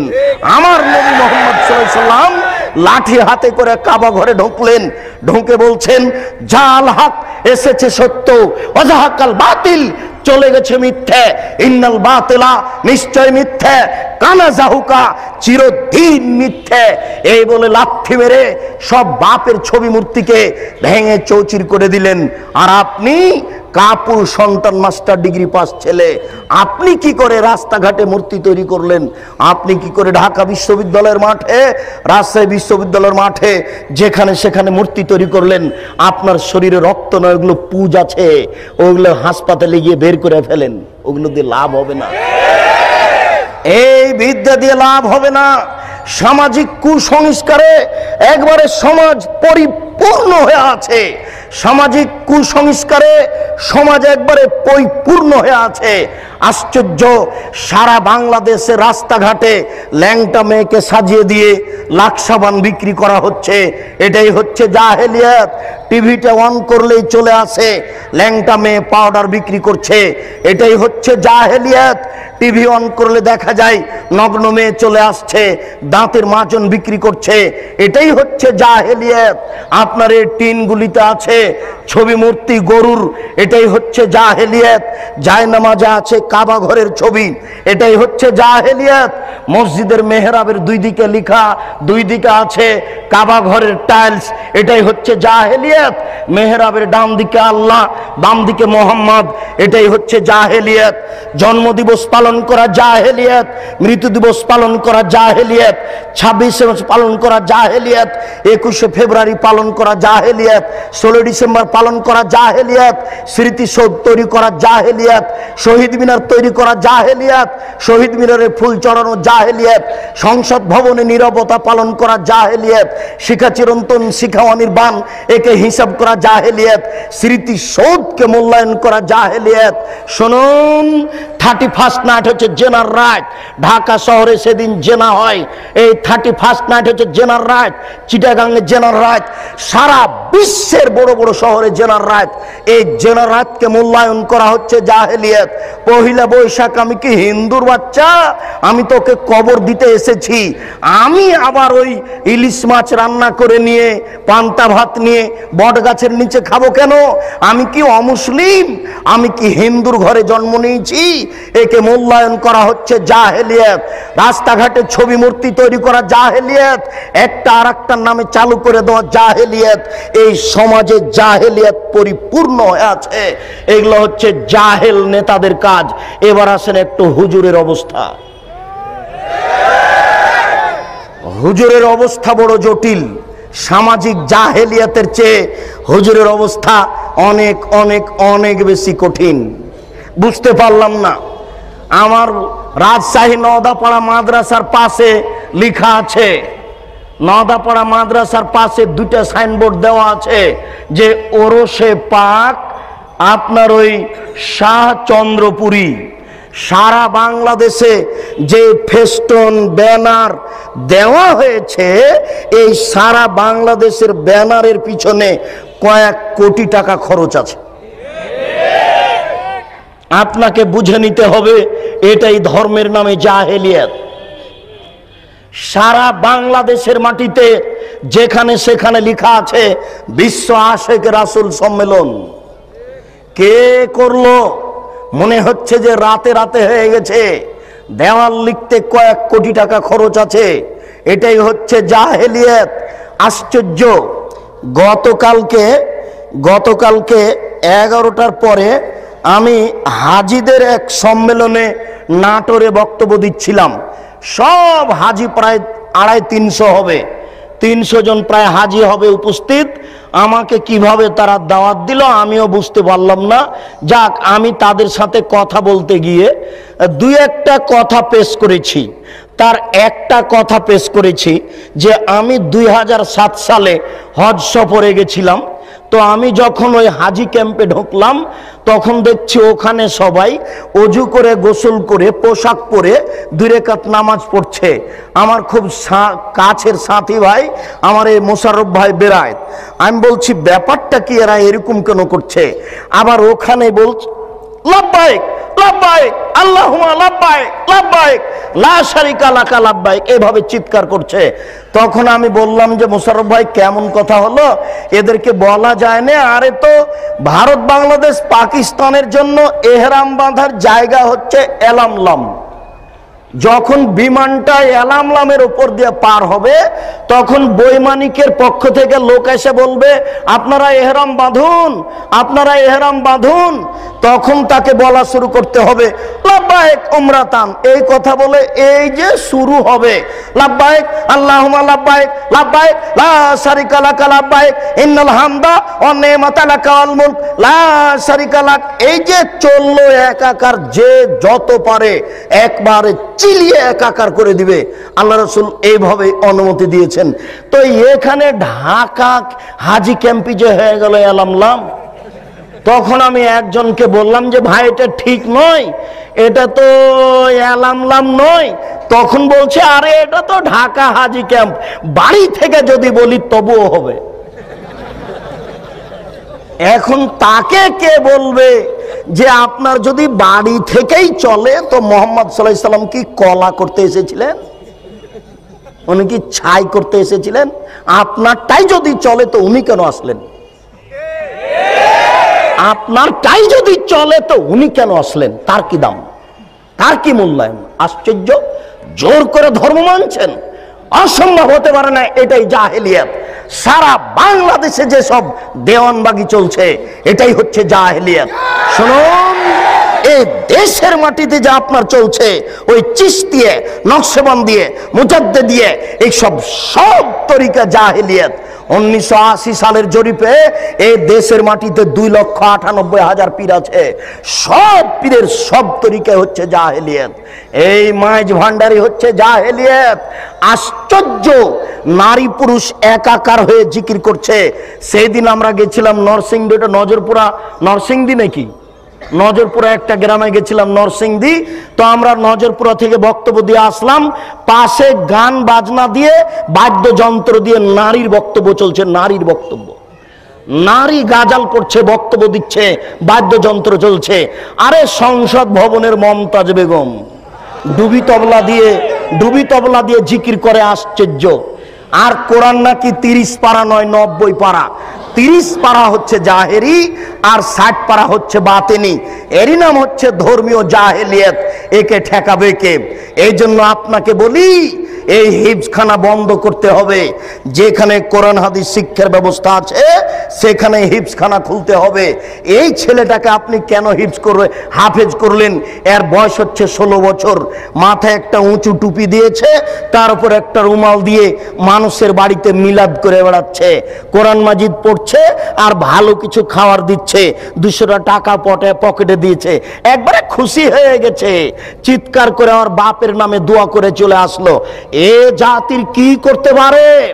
যে চলিসা করে বেড়াই, যে কুলখানি করে বেড়াই, যে মানুষের দোকান করে আপনার উদ্বোধন করে কোরআন মাজিদ পড়ে, যে মানুষের বাড়ি উদ্বোধন করে কোরআন মাজিদ পড়ে, সেই হাফেজ দিয়ে কি হবে? সেই হিফজখানা বন্ধ করতে হবে। এই সামাজিক জাহেলিয়াত, এই ধর্মীয় জাহেলিয়াতের জন্য এই 3 নম্বর শ্রেণীর ছেলে দেওয়া হবে না। একেবারে বলিষ্ঠ কণ্ঠের, একেবারে নির্ভীক সেনা, যার অন্তরে কোনো ভয় ভীতি থাকবে না, যার বিদ্যের সামনে পৃথিবীর কোনো বিদ্যা টিকবে না। জাকির নায়কের মতো পৃথিবীর কোনো বিদ্যা তার সামনে টিকবে না, এবং নির্ভীক সেনা হবে। আমি মুসলিম চির রণবীর, মরণকে করি না ভয়, মরলে শহীদ বাঁচলে গাজী। এই কণ্ঠ নিয়ে যে মাঠে নামবে সেই জাতির উপকার করতে পারে, সেই এই সামাজিক কুসংস্কার বন্ধ করতে পারে, সেই এই ধর্মীয় কুসংস্কার বন্ধ করতে পারে। তাছাড়া এই সব হাফেজ দিয়ে কাজ হবে না। এ তো মানুষের দোকান উদ্বোধন করে, এ তো মানুষের বাড়ি উদ্বোধন করে। এর দ্বারা শরীয়তের কি আশা করা যেতে পারে? শুনুন, ওই পশ্চিম দিকে গাধাতে ইট বহে, গাধাতে কি বহে? ইট বহে। ভ্যান যেখানে যেতে পারে না, গাধা সেখানে যেতে পারে। অনেকগুলি ইট আপনি গাধার উপরে চাপিয়ে দিয়েছে, এরপরে যেখানে নামাতে হবে সেখানে গাধা চলে গেল। এবার আপনি কি করেছেন? আপনি বইয়ের দোকানদার, অনেকগুলি কোরআন মাজিদ তার উপরে তুলে দিয়েছেন, ও চলে গেল আপনার কোরআনের দোকানে। তো গাধা কি জানতে পারলো যে এখন কোরআন না ইট? ও তো জানতে পারলো না যে আমার পিঠে কোরআন আছে না ইট আছে। তো যেই ব্যক্তি শুধু কোরআন মুখস্থ করলো, দাওয়াত খেয়ে বেড়ালো, এ তো বুঝতে পারলো না যে কোরআন। এই কোরআনের ভিতরে আছে জাল হক এসেছে সত্য, ওয়াজাহাকাল বাতিল চলে গেছে মিথ্যে, ইন্নাল বাতিলা নিশ্চয় মিথ্যে, কানা জাউকা। এই দেশের জাহেলিয়াতকে লাথি মেরে ডুবিয়ে দিতে চাই, এই দেশের অন্যায়কে যে কোনো মূল্যে উৎখাত করতে চাই। আল্লাহ তুমি বড় দয়াবান, তুমি বড় রহমান, তুমি বড় ক্ষমাশীল, তুমি বড় শক্তিশালী। তোমার শক্তির দরবারে আশাধারী হয়ে বলছি, আমি বন্ধা হলে কি হবে? আমার স্ত্রী বন্ধা হলে কি হবে? আমার বয়স 80 হয়েছে, তাতে কি হবে? আমার স্ত্রী বন্ধা হলে কি হবে? এমন একটি ছেলে তুমি দান করো, যেই ছেলে এরকম বিদ্যা অর্জন করবে এবং যে কোনো অন্যায়ের বিরুদ্ধে লড়ে পড়বে, জেল সুলি ফাঁসির 5 পয়সা দাম দিবে না। এরকম ছেলে একটা তোমার দরবারে দাবি রেখে সামনের দিকে আগাচ্ছি। আলেমদের অবস্থা, আনাস রাদিয়াল্লাহু তাআলা আনহু বলেন, রাসূল সাল্লাল্লাহু আলাইহি ওয়াসাল্লাম বললেন, রাআইতু লাইলাতান উসরিয়া বি, আমি এক রাতে একদা আমি নিজেকে দেখলাম জিবরাইল আমাকে উপর দিকে নিয়ে চলে যাচ্ছেন। আমাদের নবী বলছেন জিবরাইল একদা আমাকে উপর দিকে নিয়ে চলে যাচ্ছেন। যেতে যেতে দেখি অনেক মানুষ, তুকরাজো সাফাহুম বিমাকারিজা মিনান নার, যাদের ঠোঁট এবং জিহ্বাকে আগুনের কেঁচি দিয়ে কেটে দেওয়া হচ্ছে। আমি বললাম জিবরাইল মান হাউলায়, এরা কারা? হায় হায়, যাদের ঠোঁট এবং জিহ্বাকে আগুনের কেঁচি দিয়ে কেটে দেওয়া হচ্ছে, এরা কারা? তখন জিবরাইল আলাইহিস সালাম বললেন হাউলায়ে খুতুবাউ মিন উম্মাতিক, এরা হচ্ছে আপনার উম্মতের বক্তা, যারা বক্তৃতা করে বেড়ায়, তাদের ঠোঁট এবং জিহ্বাকে আগুনের কেঁচি দিয়ে কেটে দেওয়া হচ্ছে। বারবার বলছে কোরআন শরীফ, অথচ কোরআন শরীফ হবে না, কি হবে? কোরআন মাজিদ। তাহলে বক্তা দিয়ে কি হতে পারে? কোরআন মাজিদের শেষে যে দোয়া আছে এক পৃষ্ঠে, সেটাও মানুষ রচিত। তাহলে আলিম দিয়ে কি হতে পারে? কোরআন তেলাওয়াত শেষে সাদাকাল্লাহুল আজিম বললে এই আলেম দিয়ে কি হতে পারে? যে ব্যক্তি মানুষের মতামতকেই বলে চূড়ান্ত, সেই ব্যক্তি দিয়ে কি হতে পারে?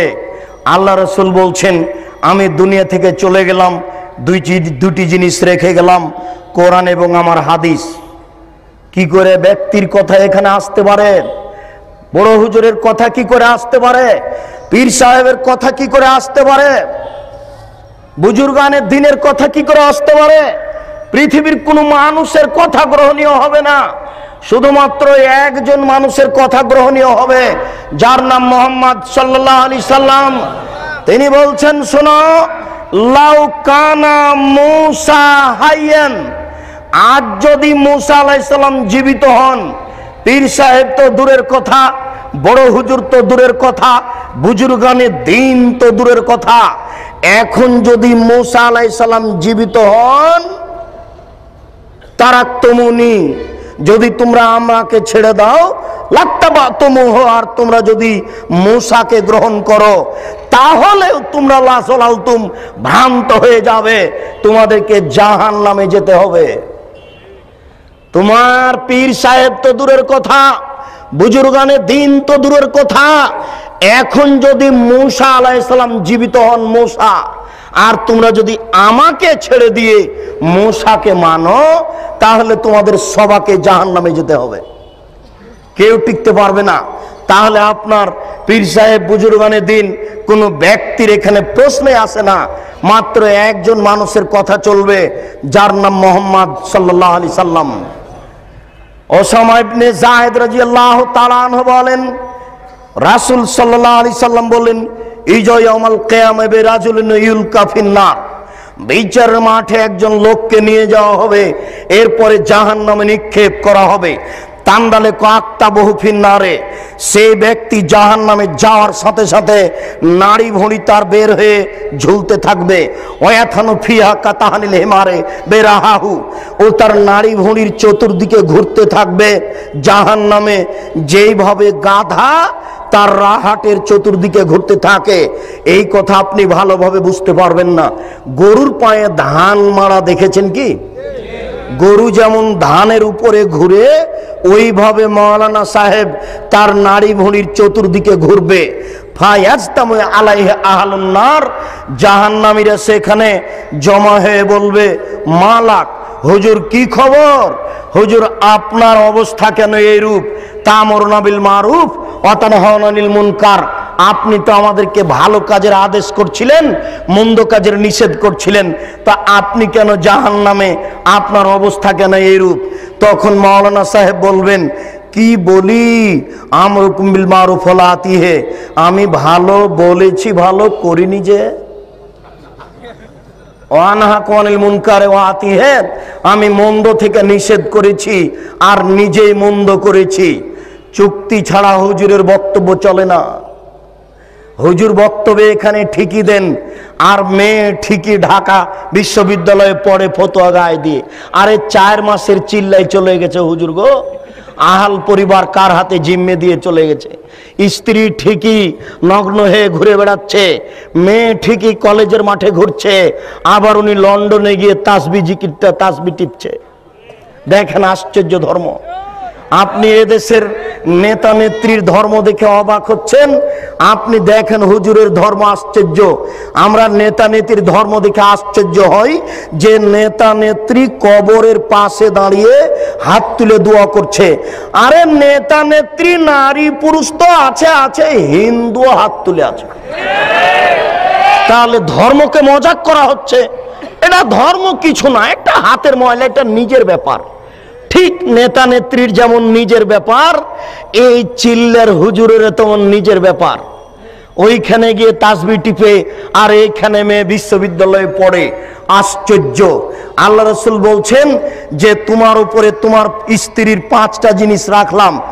এই শোনো, তোমার উপরে তোমার স্ত্রীর 5টা জিনিস রাখলাম। 1, যে মানের খাচ্ছ সে মানের খাওয়াবা। 2, যে মানের পড়ছো সে মানের পড়বা। 3, কখনো কটু কথা বলবা না। 4, কখনো মুখের উপরে মারবা না।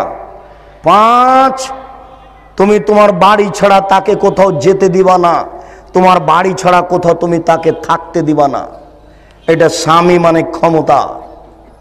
স্বামী মানে ক্ষমতা। চাচির বাড়ি যেতে পাবে না, খালার বাড়ি যেতে পাবে না, ফুফুর বাড়ি যেতে পাবে না, মায়ের বাড়ি যেতে পাবে না। যেতেই যদি হয় তাহলে 3 দিনের বেশি থাকতে পাবে না। 3 দিন থাকলে আপনাকে সাথে থাকতে হবে।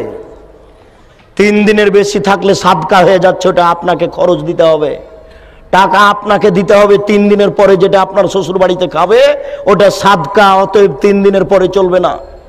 মেহমানি 3 দিনের বেশি চলে না। শুনুন, আপনার বাড়ি ছাড়া আপনার স্ত্রী কোথাও থাকতে পারে না। তো বাজারে আছে যে আপনি মরেছেন এই জন্য, আপনার বড় ছেলে মারা গেছে এই জন্য আপনার স্ত্রী বাজারে আছে। ও বাজারে যাবে কেন? ও তো নারী, ও তো বাড়ির জিনিস। ওকে আল্লাহ রাসূল ঘেরে রাখতে বলছেন, ওকে আল্লাহ রাসূল ঢেকে রাখতে বলছেন, ওকে আল্লাহ বাড়িতে থাকতে বলছেন। আল্লাহ তাআলা বলছেন ওয়াকারনা ফি বুয়ুতিকুন্না ওয়ালা তাবাররাজনা তাবারুজাল জাহিলিয়াতিল উলা। হে মুসলিম মহিলা, তোমরা বাড়িতে থাকো। বন্যতার যুগে, বর্বরতার যুগে, অসভ্যতার যুগে নারীরা যেভাবে প্রদর্শনী দিয়ে চলতো সেইভাবে তোমরা চলো না। এটাই হচ্ছে বন্যতা, এটাই হচ্ছে বর্বরতা, এটাই হচ্ছে অসভ্যতা। অতএব আপনি বাড়ি রেখে কোথায় যাবেন? 5টা জিনিস আপনার উপরে জরুরি জিম্মেদারি। আপনি বাড়ি থেকে চলে যাচ্ছেন, এটা হচ্ছে আলেম মানুষ হিসেবে আপনার একটা দুর্গতি আসার প্রমাণ। শুনুন, আবু হুরায়রা রাদিয়াল্লাহু তাআলা আনহু বলেন, অন্য এক বর্ণনায় সামরা ইবনে জুনদুব রাদিয়াল্লাহু তাআলা আনহু বলেন, আল্লাহর নবী বলছেন আমার 2 হাত ধরে জিবরাইল এবং মিকাইল টেনে নিয়ে যেতে লাগলেন। যেতে যেতে দেখি একটা লোক এইভাবে চিথে শুয়ে রয়েছে, পাশে একটা লোক দাঁড়িয়ে আছে, তার হাতে একটা বড় পাথর রয়েছে। দেখো বেইরাসাহু, এই পাথর দিয়ে তার মাথাকে ভেঙে চৌচির করে দিচ্ছে। ফায়জা যারা বাহু তাদা দাহাল হাজারো ফান্তালাকে এলাইহে, মারার সাথে সাথে মাথা ফেটে একবারে চৌচির হয়ে যাচ্ছে আর পাথরটা ছিটকে দূরে চলে যাচ্ছে। এই লোকটি আবার পাথর আনতে যাচ্ছে, পাথর আনতে না আনতেই মাথা ঠিক হয়ে গেছে, আবার মারে, আবার চৌচির হয়, পাথর দূরে চলে যায়। আল্লাহ রাসূল বললেন, জিবরাইল মা হাজা, একই দৃশ্য, একে যার মাথাকে এভাবে চৌচির করে দেওয়া হচ্ছে, ফাটিয়ে দেওয়া হচ্ছে। তখন জিবরাইল বললেন, হো আলেম, উনি হচ্ছেন মওলানা মানুষ, কোরআন হাদিস জানতেন কিন্তু সে অনুযায়ী চলতেন না, এই জন্য তার মাথাকে ভেঙে চৌচির করে দেওয়া হচ্ছে। পৃথিবীর কোন পাপীকে মেরে তার মাথা ফাটিয়ে দেওয়া হবে না। পৃথিবীর কোন পাপীর এই ঠোঁট এবং জিহ্বা আগুনের কেচি দিয়ে কেটে নেওয়া হবে না। পৃথিবীর কোন পাপীর ঠোঁট এবং জিহ্বাকে আগুনের কেচি দিয়ে কেটে দেওয়া হবে না। পৃথিবীর কোন পাপীর মাথাকে এই পাথর দিয়ে ফাটিয়ে দেওয়া হবে না, চৌচির করে দেওয়া হবে না। এটা হচ্ছে শুধু হুজুরের কাজ। শুনুন, রাসূল সাল্লাল্লাহু আলাইহি সাল্লাম বলছেন, একুনু মিন বাদি আইম্মা, আমার পরে কতগুলি আলেম ওলামা আসবে। আমার পরে কতগুলি আলেম ওলামা আসবে, আমার পরে কতগুলি আলেম ওলামা আসবে, ইস্তান্নুনা বিগাইরি সুন্নতি, যারা আমার সুন্নাত ছেড়ে দিয়ে অন্য সুন্নাত গ্রহণ করে বলবে এটাই রাসূলের সুন্নাত, যারা আমার সুন্নাত ছেড়ে দিয়ে অন্য সুন্নাত গ্রহণ করে বলবে এটাই রাসূলের সুন্নাত।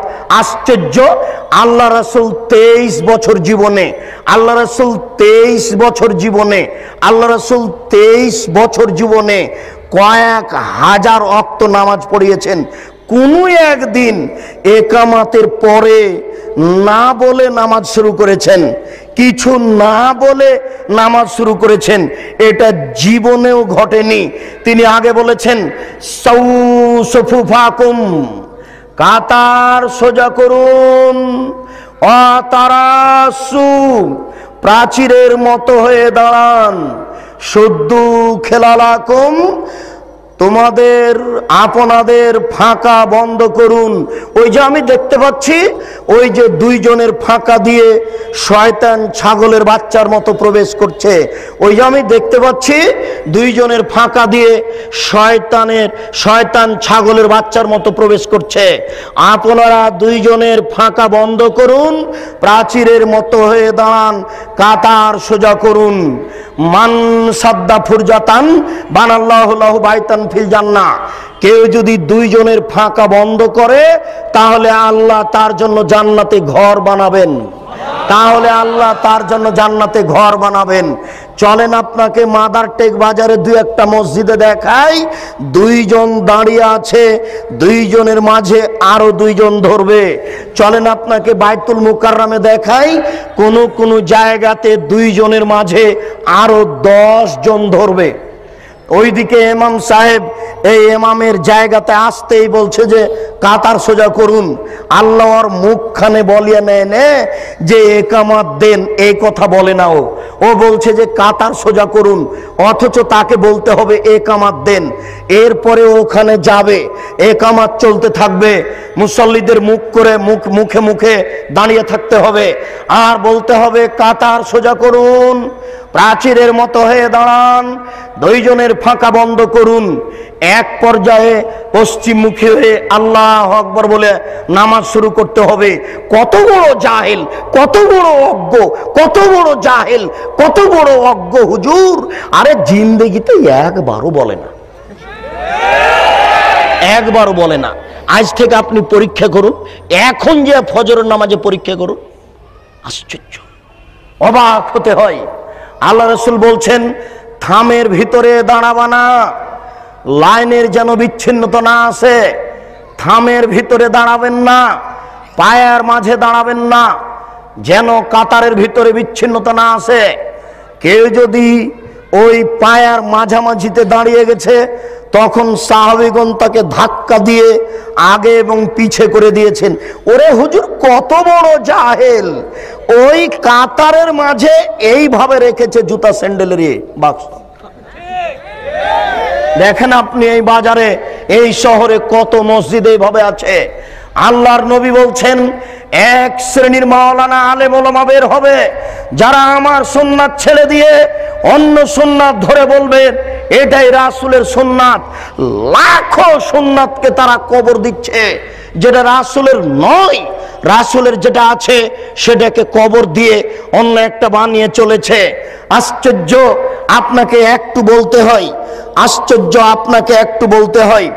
আমাদের নবী বৃহস্পতিবার এবং সোমবার রোজা থাকতেন, কেন জানেন?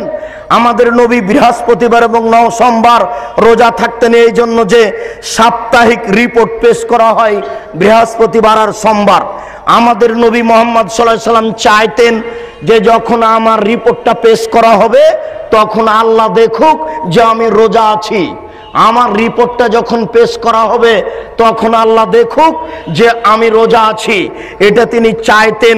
এই জন্য বৃহস্পতিবার সোমবার সিয়াম পালন করতেন। বুঝাতে পেরেছি কি? বাৎসরিক রিপোর্ট পেশ করা হয় শাবান মাসে, বাৎসরিক রিপোর্ট পেশ করা হয় শাবান মাসে। আমাদের নবী মুহাম্মদ সাল্লাল্লাহু আলাইহি সাল্লামের জানা ছিল না যে শাবান মাসের কোন দিনে রিপোর্ট পেশ করা হয়।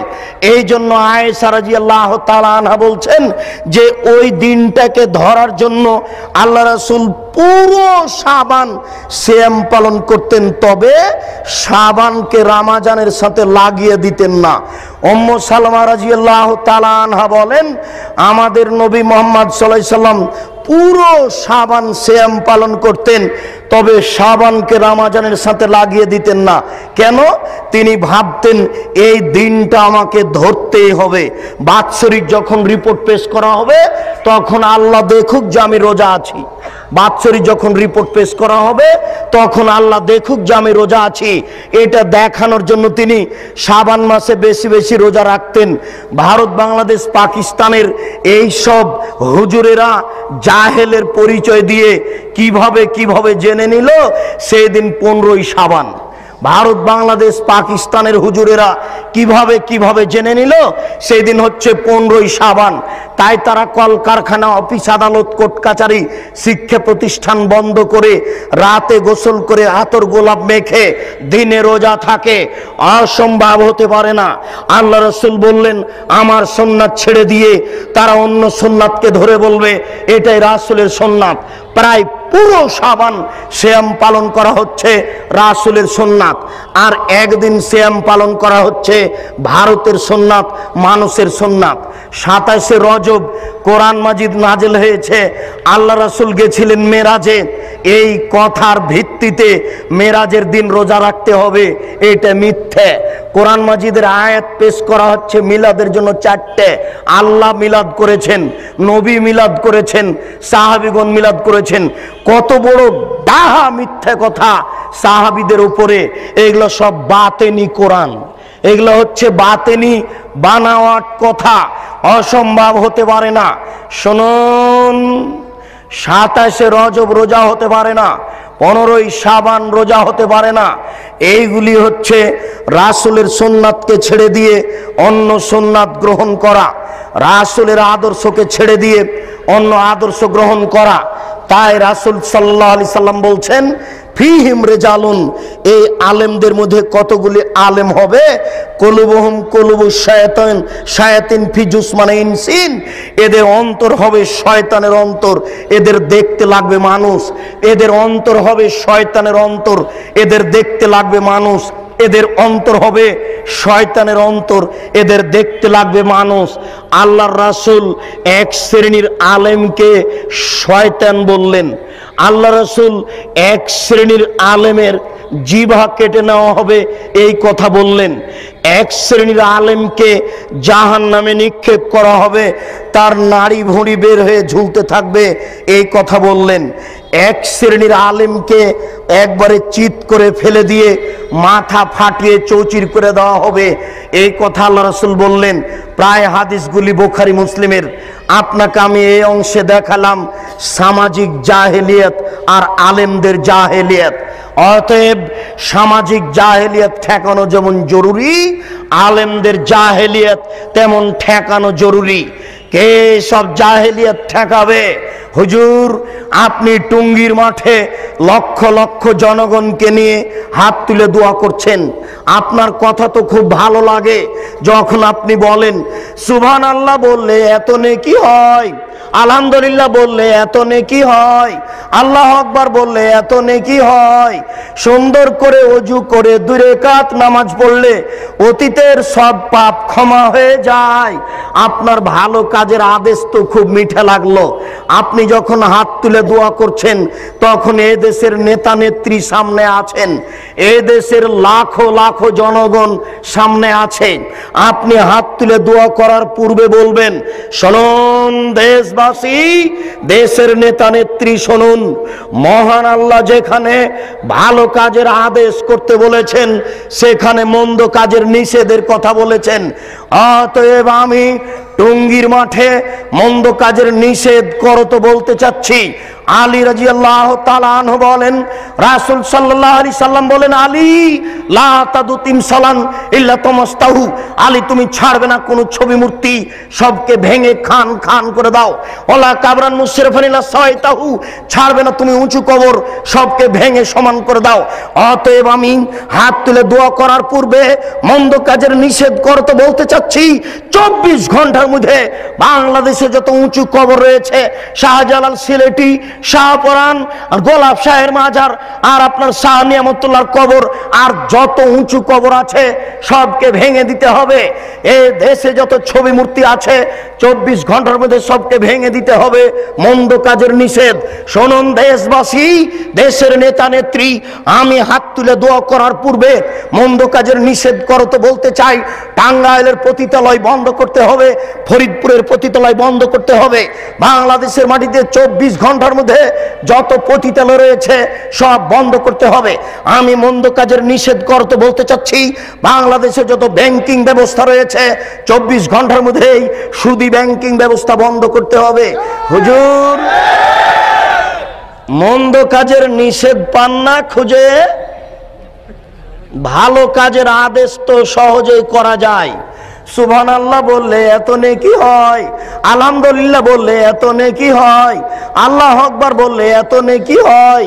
সুন্দর করে ওযু করে 2 রাকাত নামাজ পড়লে অতীতের পাপ ক্ষমা হয়ে যায়। ভালো কাজের আদেশ করা সহজ, মন্দ কাজের আদেশ করা সহজ নয়, মন্দ কাজের নিষেধ করা সহজ নয়। এই জন্য লোকমান হাকিম তার ছেলেকে বলছেন, আব্বু ওয়ামুর বিল মারুফ অনহানিল মুনকার, বেটা ভালো কাজের আদেশ করো, মন্দ কাজের নিষেধ করো। ওয়াসবির আলা মা সাবাক, বেটা মন্দ কাজের নিষেধ করলে জেলসুলি ফাঁসি হবে, ওই সময়তে ধৈর্য ধারণ করিও। মন্দ কাজের নিষেধ করলে জেলসুলি ফাঁসি হবে, মন্দ কাজের নিষেধ করলে ধৈর্য ধারণ করিও। ইমাম আবু হানিফার ইতিহাস পড়ে শেষ করলেন, ইমাম আহমদ ইবনে হাম্বলের রাহিমাহুল্লাহর ইতিহাস পড়ে শেষ করলেন, কিন্তু তার চরিত্র, তার দাম্ভিকতা, সাহসতা নিজের ভিতরে নিয়ে আসার চেষ্টা করলেন না। শুনুন দেশবাসী, একটা কথা মনে রাখবেন, মহান আল্লাহ বলেন, ইয়া আইয়ুহাল্লাযীনা আমানু আতিউল্লাহ ওয়া আতিউর রাসূল ওয়া লা তুবতিলু আমালাকুম, হে পৃথিবীর বিশ্বাসীগণ, তোমরা আল্লাহকে মান্য করো, রাসূলের আনুগত্য করো, তোমাদের আমল বাতিল করো না। শুনুন উপস্থিত বৈঠকের দিনী মুসলিম ভাই ও বোন, আল্লাহ তাআলা 1 নম্বর আয়াতে বলেছেন, আল্লাহকে মান্য করুন, রাসূলের আনুগত্য করুন, তোমাদের আমল বাতিল করো না। আল্লাহ তাআলা বলেন, আল্লাহকে মান্য করা মানে শিরক করা যাবে না, রাসূলের আনুগত্য মানে কোনো বেদাত কাজ করা যাবে না। মানুষ যদি আল্লাহকে মান্য না করে শিরক করে, মানুষ যদি রাসূলের আনুগত্য না করে বিদআত করে, তাহলে তার আমল বাতিল হবে। শিরক করলে অতীতের নেকি নষ্ট হয়ে যায়, আল্লাহকে অপমান করা হয়, আল্লাহকে হেয় তুচ্ছ করা হয়। শিরক করলে অতীতের নেকি নষ্ট হয়ে যায়, আল্লাহকে অপমান করা হয়, আল্লাহকে হেয় তুচ্ছ করা হয়। বিদআত করলে ইবাদত কবুল হয় না, রাসূলকে অপমান করা হয়, রাসূলকে হেয় তুচ্ছ করা হয়। সম্মানিত দিনী ভাই, শহরের ব্যাপার আমি যে বিষয়ে আলোচনা করতে চাচ্ছিলাম সেই বিষয়ে অন্যদিন আলোচনা হবে। প্রথম যে 2টি বিষয় আপনার সামনে মোটামুটিভাবে পেশ করলাম, এই বিষয়গুলি আমরা সময় সাপেক্ষে আরো বিস্তারিত পেশ করেছি। সেইগুলো ইন্টারনেটের মাধ্যমে এবং অন্যান্য মোবাইলের মাধ্যমে বা ইসলামিক টিভিতে সপ্তাহে 1 দিন মঙ্গলবার আর পিস টিভিতে সপ্তাহে 3 দিন, এইসব দিনগুলিতে এই বিষয়গুলি বিস্তারিত জেনে নেওয়ার চেষ্টা করুন। এই দাওয়াত দিয়ে আজকের সংক্ষিপ্ত আলোচনা এখানেই শেষ করতে বলছি। আল্লাহ, আমাদের যারা মারা গেছে তুমি তাদের কবরের শাস্তি মাফ করো, আমরা যারা অসুস্থ তাদের তুমি আরোগ্য দান করো, আমরা যারা বেঁচে আছি তুমি তাদেরকে তোমার রাসূলের পদ্ধতি অনুযায়ী চলার তৌফিক দান করো। এই দাবি, এই দাওয়া তোমার দরবারে রেখে আজকের সংক্ষিপ্ত আলোচনা এখানেই শেষ করছি। সুবহানাকা আল্লাহুম্মা ওয়া বিহামদিকা আশহাদু আল্লা ইলাহা ইল্লা আনতা আস্তাগফিরুকা ওয়া আতুবু ইলাইক।